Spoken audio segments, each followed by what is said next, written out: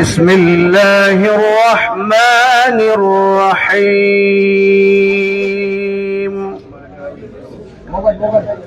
هل أتاك حديث الجنود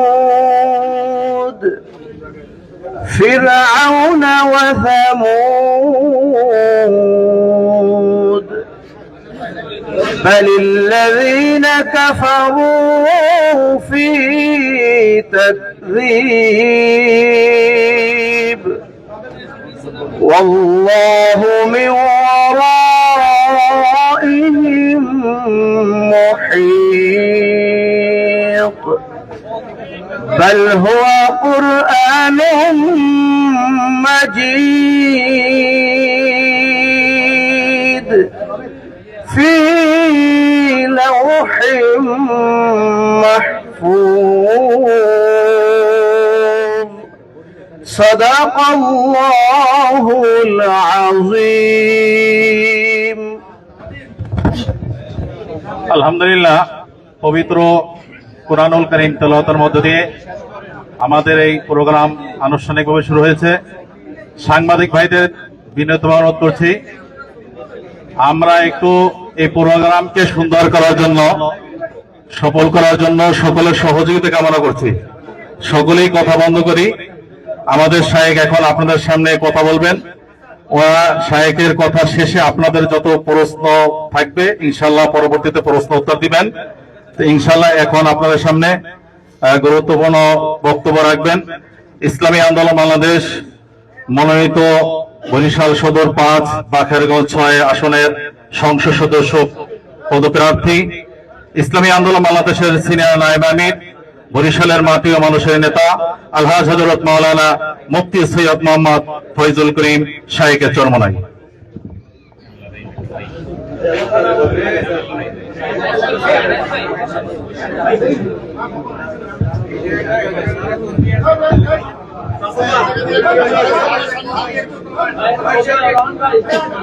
السلام عليكم ورحمة الله وبركاته. نحمد ونصلي على رسوله الكريم. أما بعد فأعوذ بالله من الشيطان الرجيم. بسم الله الرحمن الرحيم. إن الله لا يغير ما بقوم حتى يغيروا ما بأنفسهم. صدق الله العلي العظيم. اللهم صل على محمد وعلى آل محمد. উপস্থিত আমার প্রাণপ্রিয় সাংবাদিক বন্ধুগণ, আপনারা জানেন আগামী 12 ফেব্রুয়ারি বাংলাদেশে অনেক আশা এবং আকাঙ্ক্ষার এক নির্বাচন অনুষ্ঠিত হতে যাচ্ছে। বিগত দিনে মানুষ তাদের ভোট অধিকার প্রয়োগ করতে পারে নাই। বহুত আগ্রহ ভরে মানুষ অপেক্ষমান যে আগামী সেই 12 তারিখে প্রত্যেকটা ভোটার ভোট কেন্দ্রে ইনশাআল্লাহ নিরাপত্তার সাথে তাদের ভোট অধিকার প্রয়োগ করবে। আমি আলহামদুলিল্লাহ বরিশাল 5 এবং 7 থেকে নির্বাচন অংশগ্রহণ করেছি হাত পাকা প্রতীক নিয়ে। আমার আর এক ভাই হযরত মাওলানা মুফতি সৈয়দ আবুল খায়ের সাহেব, তিনি বরিশাল 4 আসন থেকে নির্বাচন অংশগ্রহণ করেছেন হাত পাকা প্রতীক নিয়ে। আমি কেন অংশগ্রহণ করেছি? আমি বিশ্বাস করি বর্তমান প্রচলিত যে বন্দোবস্ত আছে, এই বন্দোবস্ত মানুষকে, বাংলাদেশের জনগণকে নিরাপত্তা দিতে ব্যর্থ হয়েছে, জুলুম অত্যাচার অবিচার বন্ধ করতে ব্যর্থ হয়েছে, এদেশের টাকা বিদেশে পাচার করতে ব্যর্থ হয়েছে, গরিব দুঃখী মেহনত মানুষের অধিকারকে বাস্তবায়ন করতে পারে নাই, শিক্ষার উন্নয়ন ঘটাতে পারে নাই, চিকিৎসার উন্নয়ন ঘটাতে পারে নাই। আমাদের দেশের যেইভাবে উন্নয়নের কথা ছিল সেইভাবে উন্নয়ন আমরা করতে পারি নাই। মুসলিম, হিন্দু, বৌদ্ধ, খ্রিস্টান সকল জাতের সকল ধর্মের মানুষ যেভাবে ঐক্যবদ্ধভাবে দেশটাকে গড়ার কথা ছিল সেইভাবে আমরা করতে পারি নাই। এর জন্য আমি চাই আগামী 12 তারিখে সকল ভোটারগণ হাত পাকা প্রতীকে ভোট দিয়ে বাংলাদেশের অসমস্ত কাজগুলিকে ইনশাআল্লাহ পূর্ণ করার ইনশাআল্লাহ প্রত্যয় গ্রহণ করবে এবং আল্লাহর জমিন আল্লাহর হুকুমত কায়েম করে প্রত্যেকটা মানুষের অধিকারকে ফিরিয়ে দেওয়ার জন্য আমি সমস্ত ভোটারদেরকে আহ্বান রাখবো। যদি কোরআন ও সুন্নাহর আইন বাস্তবায়ন করতে পারি তাহলে সাম্য, মানবিক মর্যাদা, সামাজিক ন্যায় বিচার প্রতিষ্ঠিত হবে, প্রত্যেকটা মানুষ অধিকার পাবে। শুধু তাই নয়, আমি শুধু মানুষই বলবো না, ইসলাম হুকুমত হয় তাহলে মানুষের সাথে সাথে প্রত্যেকটা মাখলুকাত ইনশাআল্লাহ তারা নিরাপত্তা পাবে। এর জন্য আসুন আগামী নির্বাচন যেন সুস্থ হয়, এর জন্য প্রশাসক যারা প্রশাসনে আছেন আমি তাদেরকে অনুরোধ করব, দীর্ঘদিনের আশা এবং আকাঙ্ক্ষা নির্বাচন হতে যাচ্ছে, কোন অবস্থায় যেন প্রশাসন কোনো দিকে ঝুঁকে না যায়। আমরা এই দিনে লক্ষ্য করতেছি প্রশাসনের যে ঢিলা ঢালা অবস্থা, তাতে এক সুষ্ঠু নিরপেক্ষ গ্রহণযোগ্য নির্বাচন দিতে পারবে কি না জনগণ সন্দেহ করছে। এর জন্য আমি বলবো কোন অবস্থাতেই যেন কোনো দিকে ঝুঁকে না যায় এবং দখলদারি, জোর, কালো টাকার ব্যবহার যেন কোন অবস্থাতেই নির্বাচনে না হয়। আমি সাংবাদিক বন্ধুদেরকে বলবো, আপনারা জাতির বিবেক, আপনারা যদি ইনশাআল্লাহ বস্তুনিষ্ঠ সংবাদ পরিবেশন করেন এবং জাতির প্রত্যেকটা প্রকৃত অবস্থা যদি তুলে ধরেন তাহলে ইনশাআল্লাহ এ দেশ সঠিক পথে চলতে বাধ্য। আমরা কোনো অবস্থাতেই বিপথে যাওয়ার কোনো সুযোগ থাকবে না যদি আপনারা সঠিকভাবে আমাদেরকে পরিচালনা করেন। কিন্তু আপনারা যদি ন্যায়, নিষ্ঠা এবং বস্তুনিষ্ঠ সংবাদ পরিবেশন না করেন তাহলে জাতি গুমরাহির দিকে যাবে, অন্ধকারের দিকে যাবে, সেই জাতিকে কেউ আসলে অন্ধকার থেকে বাঁচাতে পারবে না। এজন্য আসুন আগামী জাতীয় নির্বাচন, গুরুত্বপূর্ণ নির্বাচন, পুরানো বন্দোবস্তকে পরিবর্তন করে নতুন এক বন্দোবস্ত প্রণয়ন করা নির্বাচন, এর জন্য আমি আহ্বান করবো, আসুন আমরা সবাই সেই নির্বাচনকে সঠিক, সুন্দর, নিরপেক্ষ, গ্রহণযোগ্য এক নির্বাচন উপহার দেওয়ার জন্য যা কিছু প্রয়োজন সবকিছু যেন আমরা করি এবং যে যেখান থেকে যতটুকু পারি সেই সাহায্যে আমরা অবসর হই। এই বলি আমি আমার সংক্ষিপ্ত বক্তব্য শেষ করছি। এখন কার কোনো প্রশ্ন থাকলে করতে পারেন।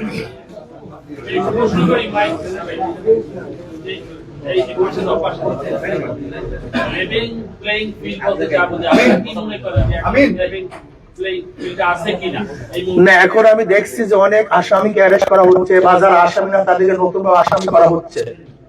যেমন ধরে নেন আমার একজন কর্মীকে যদি বলে সে আওয়ামী লীগ করে, এটা প্রমাণ করতে করতে নির্বাচন শেষ হয়ে যাবে। ধরে নেন আমার এক কর্মীকে বললো সে আওয়ামী লীগ, কেস দিয়ে দিল, কেস ঠুকিয়ে দিল, এটা প্রমাণ করতে করতে নির্বাচন শেষ হয়ে যাবে, অথচ সে আওয়ামী লীগ না। এর জন্য আমি প্রশাসনকে বলবো লেভেল প্লেইং ফিল্ড রাখার জন্য কোন অবস্থাতেই প্রতীক বরাদ্দ হওয়ার পরে যাদের বিরুদ্ধে কেস নাই এরকম কোন রাজনৈতিক কেস দেয়া যাবে না, যে আওয়ামী লীগ করে সেইটা করে এরকম কোন কেস দেয়া যাবে না।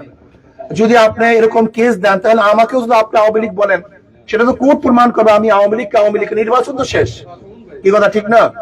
এর জন্য আমি বলবো কোন অবস্থাতেই যারা ওয়ারেন্টেড আসামি না এরকম আসামি থেকে অ্যারেস্ট করা যাবে না। এবং যাদেরকে গড়ে মামলা দেওয়া হয়েছে, দেখা যায় একটা মামলার মধ্যে 5-7 জন বা 10 জন নামদার আসামি আর 500 বেনামি আসামি, এরকম যারা অজ্ঞাত বেনামি আসামি আছে এরকম একজন আসামিকে অ্যারেস্ট করা যাবে না। আমি মনে করি যে যদি সুষ্ঠু নির্বাচন উপহার দিতে প্রশাসন চায় তাহলে কোনো অবস্থাতেই প্রশাসন যেন কোনো ব্যক্তিকে হয়রানি না করে। যদি হয়রানি করে তাহলে লেভেল প্লেইং ফিল্ড থাকবে না। আমি একটা প্রশ্ন করি, সবাই যদিও সংসদ হচ্ছে আইন প্রণয়নের, আমরা এখন বড় সংসদ সদস্যদের কাছে আমরা অনেক কিছু আশা করি। আপনি যদি নির্বাচিত হন কি কি করবেন আপনারা? দেখেন, আল্লাহ যদি আমাকে কবুল করেন তাহলে আমার তো প্রথম কাজ হলো সংসদে আইন প্রণয়ন করা, দেশটার গতি বিধিকে নিরেট কোন দিকে চলবে সেটাকে নির্ধারণ করা। এদেশে সন্ত্রাস থাকবে কি থাকবে না, জুলুম অত্যাচার থাকবে কি থাকবে না, বিদেশে টাকা পাচার হবে কি হবে না, এগুলো রোধ করা আসলে একজন মেম্বার অফ পার্লামেন্টের মূল দায়িত্ব। এরপরে যদি বরিশালের তরফ থেকে আমাকে ইনশাআল্লাহ নির্বাচিত করা হয় তাহলে আমার প্রথম কাজ থাকবে দুর্নীতি মুক্ত একটা আমি বরিশাল করবো। দুর্নীতি মুক্ত, আমার বিশ্বাস দুর্নীতি মুক্ত যদি করতে পারি তাহলে রাস্তার উন্নয়ন হবে, শিক্ষার উন্নয়ন হবে, চিকিৎসার উন্নয়ন হবে, পুরুষদের উন্নয়ন হবে, মহিলাদের উন্নয়ন হবে, গরিবদের উন্নয়ন হবে, জেলে তাঁতি মজদুর সবার উন্নয়ন হবে। আমি মনে করি আমাদের উন্নয়নের সবচেয়ে বড় বাধা হলো দুর্নীতি। এরপর আসুন আমরা নদীর কবরতী এলাকা, এখানে পানি বদ্ধ হয়ে যায়, পানি বদ্ধতা থেকে কিভাবে নিরসন করা যায় সে আমরা চেষ্টা করব। আজকে দেখা যায় ছাত্ররা পড়াশোনায় টেবিল বাদ দিয়ে তারা নেশাগ্রস্ত হয়ে গেছে, যদি আল্লাহ পাক আমাকে কবুল করে তারা টেবিলে কিভাবে বসতে পারে সেই ব্যবস্থা আমি গ্রহণ করব। আজকে দেখা যায় আমাদের যুবকরা নেশাগ্রস্ত হচ্ছে, তাদেরকে নেশা মুক্ত কিভাবে সমাজ গড়া যায় সেই ব্যবস্থা আমি করব। শিক্ষার উন্নয়ন করব, চিকিৎসার উন্নয়ন করব। আজকে এশিয়ার মধ্যে আমাদের মেডিকেল সবচেয়ে বড়, সেই আরো উন্নয়ন করার চেষ্টা করব। রাস্তাঘাট যেখানে যেখানে অবকাঠামোর উন্নয়নের প্রয়োজন আছে এমন কোন সেক্টর নাই, শুধু আমি না, আমি সবাই পরামর্শ ভিত্তিতে আমি একটা পরামর্শশালা করব, যেখানে সাংবাদিক থাকবে, বুদ্ধিজীবীরা থাকবে, শিক্ষিত ব্যক্তিরা থাকবে, বিগত দিনে যারা এমপি, মিনিস্টার, সচিব, ডিসি আমাদের বরিশাল অঞ্চলের আছে, এরকম বিশাল এক জনগোষ্ঠী নিয়ে আমরা একটা কমিটি গঠন করব দেশের উন্নয়নের জন্য। সবাই সাংবাদিক থাকবে, সেখানে সমস্ত ব্যক্তিদের পরামর্শ ভিত্তিতে বরিশালের কি কি প্রয়োজন সবকিছু চিহ্নিত করে দেশের উন্নয়ন করার চেষ্টা করব। আমি প্রশ্ন করি, গতকালকে জামায়াতের শীর্ষ নেতা আপনাকে সম্মান জানিয়ে নির্বাচন মাঠ থেকে চলে গেছে, জোটগতভাবে আপনাদের এখন কোনো অবস্থানের পরিবর্তন হয়েছে কিনা? আপনারা এখন সেই যে 11 দলীয় নির্বাচনী জোট করেছেন সেদিকে আবার যাবেন কিনা, মানে জোটগত অবস্থানটা পরিষ্কার হতে যাচ্ছে একটা প্রশ্ন। দ্বিতীয় প্রশ্ন হচ্ছে যে আওয়ামী লীগের তো ভোটাররা আছে বা সমর্থকরা আছে, সেই ভোটাররা কাকে ভোট দেবে বলে মনে করেন? এক নাম্বার হলো যে আমরা বিগত দিনে জামাতের যিনি আমির তার সম্মানার্থে তার সিটের মধ্যে আমরা নমিনেশন পেপার সাবমিট করিনি হাত পাকার পক্ষ থেকে। তিনি আমাদেরকে সম্মান করে তাদের প্রার্থীকে এখান থেকে তুলে দিয়েছেন, এর জন্য তাকে ধন্যবাদ আমরা শুকরিয়া জ্ঞাপন করছি।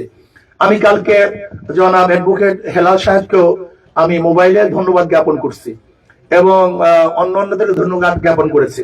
না, বর্তমানে ইসলামী আন্দোলন বাংলাদেশ নতুন ভাবে অন্য কোনো জোটে যাওয়ার এখন পর্যন্ত আর কোনো সুযোগ নেই। আর দ্বিতীয় কথা হলো আওয়ামী লীগের ভোটাররা কাকে ভোট, অবশ্যই শরিয়া ভিত্তিক কোরআন ও সুন্নাহ ভিত্তিক আইন প্রণয়ন তারা করে এবং সুযোগ হয় তাহলে আবার হবে। কোরআন ও সুন্নাহ ভিত্তিতে যদি আইন প্রণয়ন, আমাদের তো মূল এক বাক্সের মূল থিমটা ছিল ইসলামের পক্ষে একটা বাক্স। যখনই তারা বলেছেন যে আমরা কোরআন ও সুন্নাহ ভিত্তিতে শরিয়া ভিত্তিতে আইন প্রণয়ন করব না, আমাদের একজন ভদ্র মহিলা, খ্রিস্টান ভদ্র মহিলার প্রশ্নের জবাবে তিনি বলেছেন, তখন তো আমাদের এক বাক্স আর থাকে না। কারণ আমাদের এক বাক্স নীতিটা ছিল ইসলামের পক্ষে একটা বাক্স, এর জন্য এখন ইসলামের পক্ষে হাত পাকার বাক্স আছে। দ্বিতীয় আপনার প্রশ্ন হলো এই যে আওয়ামী লীগের ভোটাররা কাকে ভোট দিবে, এই প্রশ্নের জবাব কিন্তু 5ই আগস্ট থেকে আমি দিয়ে আসছি। আমি বারবার বলেছি আওয়ামী লীগ যারা করে, আওয়ামী লীগ করার কারণে আপনার দেশের নাগরিকত্ব বাতিল করেন নাই, সরকার তো দেশের নাগরিকত্ব বাতিল করেনি, সে দলকে সে ব্যক্তি করছে, সরকার কি করছে, দল অবৈধ ঘোষণা করছে বা দল এখন কার্যক্রম বন্ধ করছে, নিষেধাজ্ঞা জারি করছে, কিন্তু তাদের তো নাগরিকত্ব বাতিল করেনি। যদি তারা দেশের নাগরিক থাকে তাহলে তার নাগরিকত্বের গ্যারান্টি দেওয়ার দায়িত্ব কার, সরকারের। যদি তার বিরুদ্ধে কেস না থাকে, মামলা না থাকে, তাহলে তার নাগরিকত্বের দায়িত্ব, তাকে নিরাপত্তার দায়িত্ব তো সরকারের। কাজে অবশ্যই যাদের মধ্যে কেস নাই, যারা অন্যায় করে না, অবিচার করে নাই, যদি সে নাগরিকত্ব বাতিল না হয় তাহলে আমি মনে করবো অবশ্যই তার নাগরিকতার গ্যারান্টি এবং তাকে সুযোগ সুবিধা দেওয়ার দায়িত্ব সরকারের। নাম্বার 1। নাম্বার 2, আওয়ামী লীগের ভোটাররা কাকে ভোট দিবে, যাদের মাধ্যমে তারা নিরাপত্তা পাবে, জান মাল ইজ্জত ব্যবসা বাণিজ্য নিরাপত্তা পাবে, তাদেরকে ভোট দিবে। একটা প্রশ্ন করতে চাচ্ছিলাম, আপনি তো বাংলাদেশের অন্যতম একজন ইসলামিক স্কলার, আর আপনি ইসলামী আন্দোলন বাংলাদেশের সিনিয়র নায়েব আমির, আপনি যদি বরিশাল 5 এবং 6 আসন থেকে নির্বাচিত হন, সেক্ষেত্রে আপনি আসলে এই জনগণের কথাটা সবাই দিতে পারবেন, যেহেতু আপনি শহরে থাকেন বেশিটা সময়। তখন তো আমার মূল কাজ হবে এইটাই। এখন যেরকম আমার মূল কাজ সফর, তখন তো মূল কাজ আমার এইটাই হবে। আপনি যদি নির্বাচিত হন তাহলে দেশের নারী এবং পিছিয়ে পড়া জনগোষ্ঠীর জন্য কি করবেন? আর গণমাধ্যমের সাথে আপনার একটা ভালো সম্পর্ক রয়েছে, গণমাধ্যমের দীর্ঘদিনের একটা দাবি রয়েছে সাংবাদিক সুরক্ষা, যে সুরক্ষা আইনটিকে আপনাদের দল যদি ক্ষমতায় আসে তাহলে আপনারা বাস্তবায়ন করবেন কিনা? আর বরিশালে তো ইতিপূর্বে সদর 5-এ এবং বিএনপি প্রার্থী জয়লাভ করে এই আসন আপনারা জয়লাভের ক্ষেত্রে কতটা প্রত্যাশা করেন? দেখেন, একটা হলো সুরক্ষা, আমরা শুধু সাংবাদিকদের নয়, বাংলাদেশের প্রত্যেকটা নাগরিককে সুরক্ষা ব্যবস্থা করব ইনশাআল্লাহ। প্রত্যেকটা নাগরিকের সুরক্ষা কিভাবে দিতে হয় সেই ব্যবস্থা আমরা করব। আমি কালকেও কর্মী সম্মেলনে বলেছি, তোমরা খাদেম হও, রাজনৈতিক কাজটাকে খেদমত মনে করো, এটা ভোগের বা ব্যবসার জায়গা মনে করবে না। এটা আমি কালকে আমাদের কর্মীদেরকে বলছি। এর জন্য আমরা মনে করি রাজনৈতিক খেদমত এটা ব্যবসার জায়গা না। এতদিন ক্ষুধার্ত ছিলাম, এই বক্তব্যটাই হলো আমাদের ধ্বংসের মূল কারণ। এতদিন ক্ষুধার্ত ছিলাম, এই বক্তব্যটা হলো সমস্ত ক্যান্সার, এটা ধ্বংসের কারণ। কারণ রাজনৈতিক আমরা ক্ষুধা নিবারণের জায়গা মনে করি। আসলে রাজনৈতিক ক্ষুধা নিবারণের জায়গা নয়, বরং এটা খেদমতের জায়গা, সেবার জায়গা। আমি আমাদের নেতা কর্মীদেরকে সেবার জন্য তাকিদ করছি, প্রশিক্ষণ দিচ্ছি, তোমরা সেবা করবে, নাম্বার 1। নাম্বার 2, আপনারা জানেন ইসলাম নারীদেরকে সবচেয়ে বেশি সুরক্ষা দিয়েছে, নারীদের অধিকার বাস্তবায়ন সবচেয়ে বেশি করেছে। কিন্তু ব্রিটিশ এবং পাশ্চাত্যদের যে নিয়ম যে কানুন, তাতে আমাদের নারীদেরকে সুরক্ষা করতে পারি নাই, বরং আমার নারীরা সবচেয়ে বেশি ধর্ষিতা হচ্ছে, ইমপ্রিজনের শিকার হচ্ছে। আমার মা বোনরা সবচেয়ে বেশি আজকে বিবাহ বন্ধনে বিচ্ছেদ ঘটাচ্ছে। আজকে আমাদের সমস্ত মা বোনরা অধিকাংশ মা বোনরা এসিডে দগ্ধ হচ্ছে। আজকে দেখা যায় আমার ওই তিন্নি ফিন্নি সহ বহুত মা বোনেরা জেলের মধ্যে ঢুকে পড়ছে। ইসলাম এমন সুরক্ষা গ্রহণ করবে, আমার একটা মা বোনের ইজ্জত হানি হবে বলে আমি মনে করি না। এবং আমার প্রত্যেকটা মা বোনের অধিকার, তাদের শিক্ষা, চিকিৎসা, তাদের বাসস্থান, এমন অনেকে মনে করে, যেমন একজনে বলেছে যদি আমরা ক্ষমতায় যাই তাহলে 8 ঘন্টা থেকে 5 ঘন্টা কমিয়ে আমরা তাদেরকে বেতন বাড়িয়ে দেবো। আমাকে প্রশ্ন করছে আপনারা কি করবেন? আমি বললাম আমি 8 ঘন্টা 5 ঘন্টা দূরের কথা, আমি এমন ব্যবস্থা করবো যে কোন নারীকে চাকরি না করতে হয়, যদি প্রয়োজন না হয়। আমি তারা ঘরে টাকা পৌঁছাবো, আর যারা চাকরি করবে তো করবে, সেখানেও তাদেরকে কমতি করবো। কিন্তু আমি এমন ব্যবস্থা করবো যেন আমার মা বোনেরা একজন মা বাবা না খেয়ে না থাকে, সবাই যেন ভরপুর খেতে পারে, ভরপুর পরিধান করতে পারে, সুখে স্বাচ্ছন্দ্যে জীবন যাপন করতে পারে, এরকম ব্যবস্থা করবে ইনশাআল্লাহ, যদি আল্লাহ কবুল করে।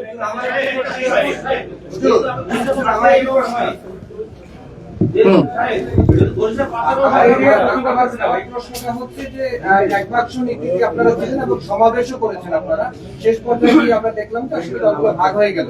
এইখানে কি জামাতের কোনো ব্যর্থতা রয়েছে যে কারণে আপনাদের সাথে সম্মিলিত ভাবে এক বাক্স নীতিতে রইল না?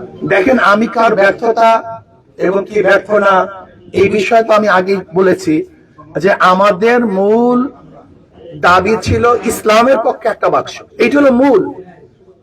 যখন ইসলামের পক্ষে বাক্স দেবো, সেই ইসলামী আইন প্রণয়ন না করি, তাহলে জনগণকে ধোকা দেওয়া হবে না।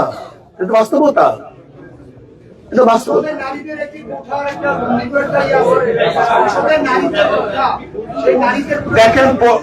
দেখেন বর্তমান যেইভাবে আপনারা আমাদেরকে বলতেছেন, আগে ইসলাম হুকুমাত কায়েম করার পরে শরিয়া ভিত্তিতে যাহা কিছু আছে সব মহিলাদের অধিকার দেওয়া হবে ইসলামের ভিত্তিতে। আর জামাত ইসলাম আপনাদের সমানার্থে এই আসন থেকে প্রার্থী ঘোষণা করে নিয়েছে। আপনার নির্বাচন পরিচালনায় বা পরিচালনা কমিটিতে জামাত ইসলাম থাকবে কিনা এবং প্রকাশ্যে আপনার সাথে কাজ করবে কিনা? না, তারা তো বলছে, না তারা তো বলছে কাজ হবে না, তারা তো নিজেরা বলেছে আমার সাথে কাজ করবে, তারা সাংবাদিক সম্মেলনে নিজে স্পষ্ট করে দিয়েছেন যে তারা কাজ করবে। মানে তো আমি তাকেই বললাম, তারা তো বলছে কাজ করবে। আমি তাকে কালকে টেলিফোন করেছি, আমি কালকে নিজেই টেলিফোন করেছি। হ্যাঁ অবশ্যই। আপনি যে ব্যাখ্যাটা দিয়েছেন, আমি অন্য জায়গায় জানতে চাচ্ছি যে ভোটের মাঠে নির্বাচনী প্রচারণা এবং নির্বাচনী প্রত্যেকটা জায়গায় সমতা আছে কিনা, অর্থাৎ যারা ভিন্ন মত বা আপনার সাথে যারা প্রতিদ্বন্দ্বিতা করতে চাচ্ছে বা যারা করবে, তাদের অবস্থান এবং আপনার অবস্থান বা আপনার কর্মীদের অবস্থানের ক্ষেত্রে কোন সমস্যার সৃষ্টি হচ্ছে কিনা বা সমস্যা হবে এই জাতীয় কোন আশঙ্কা করতেছেন কিনা, এই জায়গায় প্রশাসনের ক্ষেত্রে আপনার কোন ব্যবস্থা? দেখেন, আজ প্রচারণা কালকে থেকে শুরু, কালকে থেকে এখন পর্যন্ত বলতে পারছি না। আমি বলতে পারবো যখন প্রচারণা শুরু হবে তখন সমতা আছে কি নাই, তখন ব্যাপারটা স্পষ্ট হবে, এখন স্পষ্ট হচ্ছে না। আমাদের তো সরোবর ভাই আপনারা সবাই চিনেন জানেন, সে বারবার এখানে এমপি ছিলেন, হুইপ ছিলেন, আমাদের এখানে মেয়র ছিলেন, তাকেও চিনেন। সে কি করেছে, কি বক্তব্য দিয়েছে, যদি বরিশালের জনগণ তাকে আবার নির্বাচিত করেছেন তাদের ব্যাপার। কিন্তু আমি আহ্বান করবো বরিশালের জনগণকে, সরোবরকে দেখেছেন কিন্তু আমাকে এখনো দেখেন নেই, যদি মনে করেন ইসলামী আন্দোলন বাংলাদেশের যে ক্যান্ডিডেট আমি যদি সংসদে গিয়ে বোমার মতো থাকি, তাহলে আমাকে সেখানে পাঠানো আপনার ঠিক হবে না। কারণ সংসদে একজন বোমা পাঠিয়ে লাভ নেই, হ্যাঁ এবং না পক্ষে শুধু হাত তোলার পার্টি পাঠিয়ে সে আমার মনে হয় লাভ নেই। যদি মনে করে আমিও সেখানে বোমার মতো থাকবো, তাহলে আমাকে পাঠানো ঠিক হবে না। আর যদি মনে করেন না আমি বোমা থাকবো না, বরং দেশের পক্ষে, মানবতার পক্ষে, এই দেশের জনগণের পক্ষে আমি বাঘের মতো হুঙ্কার দেব, আমি স্পষ্ট কথা বলতে পারবো, তাহলে আমি বলবো বরিশালের জনগণ একটা বারের জন্য আমাকে পরীক্ষা করুন, ইনশাল্লাহ ফেল করবেন না, পাস করবেন ইনশাআল্লাহ। আল্লাহ আমাদের সবাইকে কবুল করেন।